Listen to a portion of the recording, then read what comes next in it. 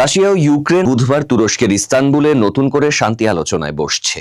বিষয়টি নিশ্চিত করেছেন ইউক্রেনের প্রেসিডেন্ট ভলোদিমির জেলেনস্কি। তাতে দেয়া নিয়মিত ভাষণে তিনি জানান, ইউক্রেনের জাতীয় নিরাপত্তা পরিষদের প্রধান রুস্তেম উমেরভের সাথে আলোচনায় বন্দি বিনিময় এবং রাশিয়ার প্রতিনিধিদের সাথে তুরস্কের বৈঠকের প্রস্তুতি নিয়ে আলোচনা হয়েছে।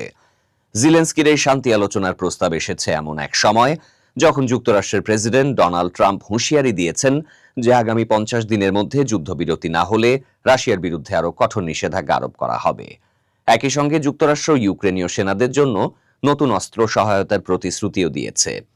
ইস্তানবুলের বৈঠক প্রসঙ্গে তুরস্ক সরকারের একজন মুখপাত্র ফরাসি বার্তা সংস্থা এএফপিকে জানিয়েছেন, আলোচনা হবে বুধবার আর চলবে বৃহস্পতিবার ও শুক্রবার পর্যন্ত।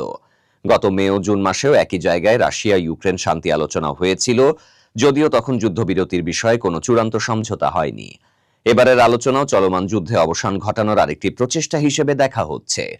3 বছরেরও বেশি সময় ধরে চলা রাশিয়া ইউক্রেন যুদ্ধে ইতোমধ্যে হাজার হাজার বেসামরিক লোকজন প্রাণ হারিয়েছেন এবং দেশজুড়ে ধ্বংসযজ্ঞ নেমে এসেছে। সম্প্রতি রাশিয়া ইউক্রেনের শহরগুলোতে ড্রোন ও ক্ষেপণাস্ত্র হামলা আরও জোরদার করেছে, যা বেসামরিক হতাহতদের সংখ্যার রেকর্ড মাত্রায় নিয়ে গেছে।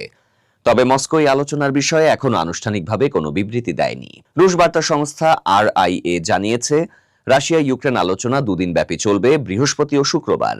এদিকে ইউক্রেনের এক জ্যেষ্ঠ কর্মকর্তা এএফপিকে জানিয়েছেন, আলোচনায় বন্দি বিনিময় এবং জেলেনস্কি ও পুতিনের মধ্যে সরাসরি বৈঠকের সম্ভাবনাও আলোচনার কেন্দ্রে থাকবে।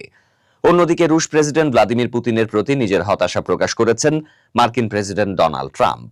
তিনি বিবিসিকে দেয়া এক সাক্ষাৎকারে বলেন, পুতিনের আচরণে আমি হতাশ, তবে আশা পুরোপুরি শেষ হয়ে যায়নি।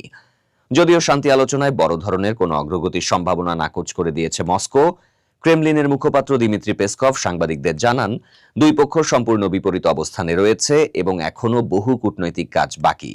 ফলে আলোচনার মাধ্যমে যুদ্ধ শেষ হবে কিনা তা এখনো নিশ্চিত নয়।